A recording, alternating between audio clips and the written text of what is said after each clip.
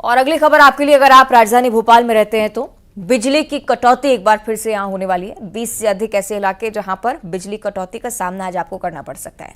कई इलाके ऐसे जहां पर 3 या कई ऐसे भी इलाके जहां पर 8-8 घंटे तक बिजली की कटौती रहने वाली है। इन्हीं इलाकों में बिजली की कटौती जहां मेंटेनेंस का काम चल रहा है। सुबह 10 बजे से दोपहर 3 बजे तक का समय बताया गया है। आकृति ग्रीन नीव, IBD रॉयल, आसपास के यहाँ के इलाके जहां पर बिजली की समस्या से आपको जूझना पड़ सकता है। Deepnagar, Vardhaman green valley, Rajiv palace, साथ ही साथ आसपास के तमाम ऐसे इलाके जो शिवनगर में आते हैं, नवाब कॉलोनी में आते हैं, टिम्बम आके, ये तमाम क्षेत्र हैं जहां पर बिजली समस्या से आज आपको जूझना पड़ सकता है। तो राजधानी भोपाल की कई ऐसी कॉलोनियां 3 से 8 घंटे को लेकर बिजली कटौती की जानकारी। कहां बिजली कटेगी ये हम आपको बता रहे हैं ग्राफिक्स के जरिए, आप भी पढ़ लीजिए, क्योंकि अगर आपकी कॉलोनी इसमें आपको नजर आ रही है तो आपको बिजली कटौती का सामना आज करना पड़ सकता है। तो राजधानी भोपाल के लिहाज से खबर, मेंटेनेंस का काम बहुत लंबे अरसे से भी चल रहा है। 1 हफ्ता बीत चुका है। अलग अलग इलाकों में पहले कोलार में बिजली कटौती को लेकर जानकारी थी, उसके बाद न्यू मार्केट का इलाका आया और अब कुछ और ऐसे क्षेत्र जहां पर बिजली गुल रहने वाली है। ऐसे कि शैलेंद्र हमारे साथ लाइव जुड़ रहे हैं, उनका हम रुख कर लेते हैं। शैलेंद्र, कौन कौन से वो इलाके होंगे जहां पर बिजली की कटौती रहेगी, समय निर्धारित किया गया है शैलेंद्र?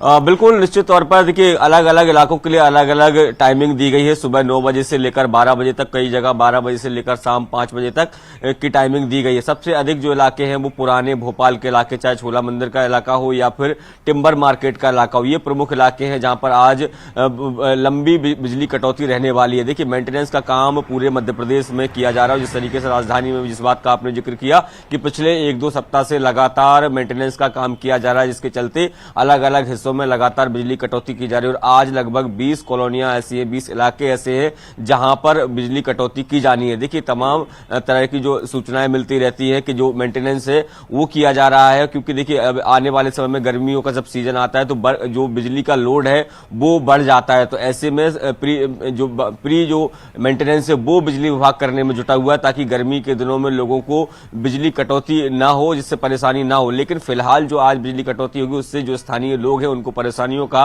सामना करना पड़ सकता है, क्योंकि देखिए लंबी बिजली कटौती है। कुछ इलाकों में तो 3 घंटे की, लेकिन कुछ इलाकों में 5 से 8 घंटे तक की भी ये कटौती की गई है। तो निश्चित तौर पर आज राजधानी वासियों को थोड़ी सी परेशानियों का सामना करना पड़ सकता है। लेकिन बिजली विभाग ने पहले ही निर्देश जारी कर दिए थे किन किन इलाकों में ये बिजली कटौती होगी। और अब जिस तरीके से लगातार मेंटेनेंस का काम हो रहा है उसके पीछे कहीं ना कहीं विद्युत व्यवस्था जो है वो बेहतर बनी रहे, उसकी दिशा में एक बड़ा कदम इसे माना जा सकता है। जी ठीक है, बहुत शुक्रिया आपका शैलेंद्र ये जानकारी साझा करने के लिए। तो 20 से ज्यादा ऐसे इलाके जहां पर बिजली कटौती का सामना करना पड़ सकता है। शैलेंद्र ने आपको इलाके भी बताए जहां पर बहुत लंबे समय से आपको बिजली की समस्या से जूझना पड़ेगा।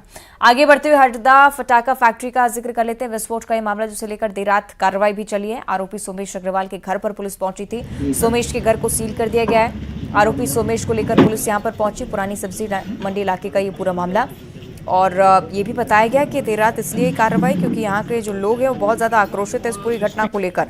अगर दिन के उजाले में आरोपी को यहाँ पर लाया जाता तो मॉब लिंचिंग या स्थिति नियंत्रण से बाहर चली जाती, इस प्रकार की स्थिति हो सकती थी। सहयोगी प्रवीण तंवर हमारे साथ लाइव जुड़ रहे हैं। प्रवीण, रात की कार्रवाई को लेकर भी जानकारी और जो सिलसिलेवार सख्ती हम देख रहे हैं पुलिस की तरफ से, इस पर जरा अपडेट दीजिएगा। जी हाँ, ये फटाका फैक्ट्री जो हरदा के मगरदा रोड पर स्थित थी, इसमें विस्फोट के बाद लगभग 11 लोगों की मौत हो गई थी। और इस मामले में पुलिस ने 3 आरोपियों को गिरफ्तार किया था, जिसमें सोमेश अग्रवाल, राजेश अग्रवाल और रफीक खान उर्फ मन्नी।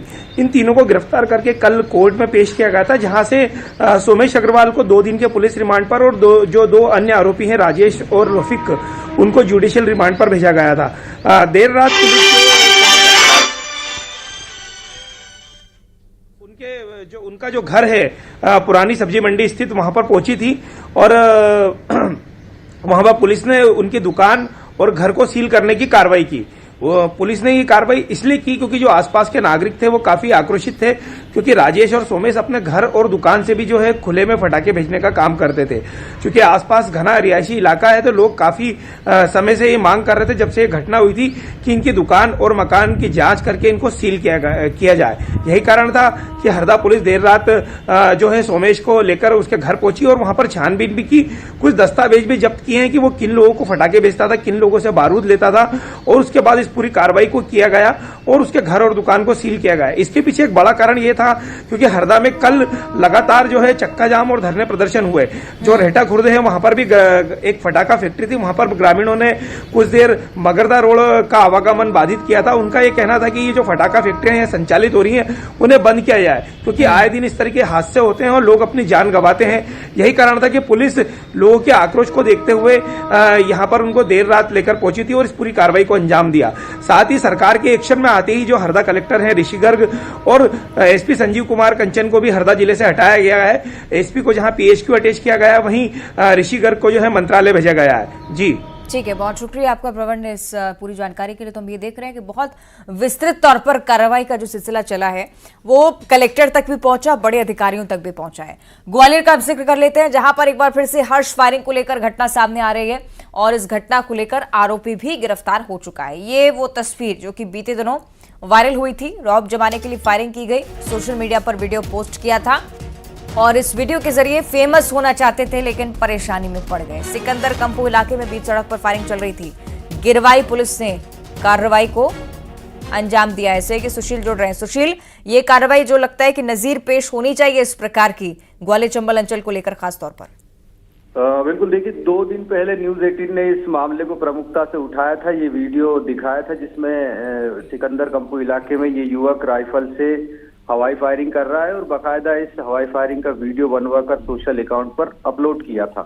पुलिस ने न्यूज 18 की खबर चलने के बाद इस मामले में संज्ञान लिया, लगातार इसकी तलाश की जा रही थी और साइबर एक्ट की मदद से इस आरोपी को गिरफ्तार कर लिया गया है। ये हनुमान बांध इलाके से कल शाम इस आरोपी को पकड़ा है। इसका नाम श्याम सिंह है और पुलिस ने इसके पास से जो राइफल है वो भी बरामद कर ली। पूछताछ में इसने बताया कि ये राइफल जो है उसके दोस्त के पिता की राइफल है और सिर्फ रौब जमाने के लिए सोशल मीडिया पर इसने इस तरह का फायरिंग कर वीडियो अपलोड किया था। तो निश्चित तौर पर पुलिस ने अब आर्म्स एक्ट और साइबर एक्ट के तहत इसमें केस दर्ज किया है और अगली कार्रवाई की जा रही है। निश्चित तौर पर पुलिस ने जो कार्रवाई की एक नजीर होना चाहिए कि जिस तरह से लोग फेमस होने के लिए युवा सोशल मीडिया पर फायरिंग करते वीडियो बिल्कुल, और इसलिए बहुत जरूरी है इस प्रकार की कार्रवाई। सुशील, बहुत शुक्रिया आपका जानकारी के लिए।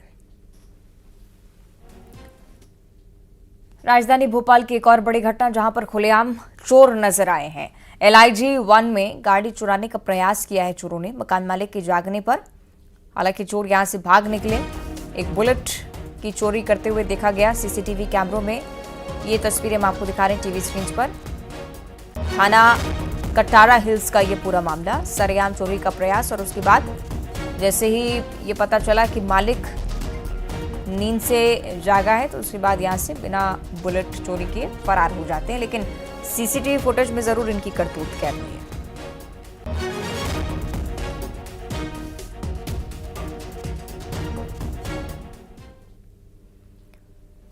और नरसिंहपुर का जिक्र करेंगे, जहां सट्टे का खेल चल रहा है। सट्टा खेलने का एक वीडियो लगातार वायरल भी हो रहा है। न्यूज 18 हालांकि इस वायरल वीडियो की पुष्टि नहीं करता है, लेकिन वायरल वीडियो गाडरवारा थाना क्षेत्र का बताया गया है।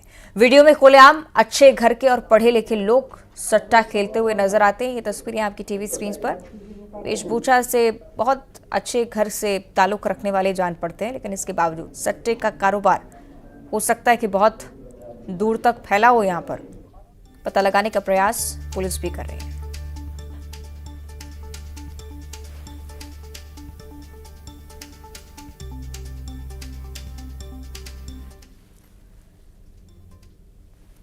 रायपुर का जिक्र करेंगे, जहां बीजेपी चुनाव समिति की बैठक आज होने वाली है। आगामी लोकसभा चुनाव को लेकर चर्चा होगी। प्रदेश कार्यालय कुशाभाऊ ठाकरे परिसर में बैठक होनी है। प्रदेश प्रभारी ओम माथुर की मौजूदगी होगी। सह प्रभारी नितिन नवीन साथ रहेंगे। सीएम विष्णुदेव साय पहुंचेंगे। प्रदेश अध्यक्ष किरण सिंहदेव को आप देखेंगे इस बैठक में। चारों वरिष्ठ नेताओं की मौजूदगी में आज इस बैठक को संपन्न होना है। हो सकता है कि आने वाले समय की रणनीति भी बीजेपी की तरफ से धीरे धीरे कर स्पष्ट की जाए।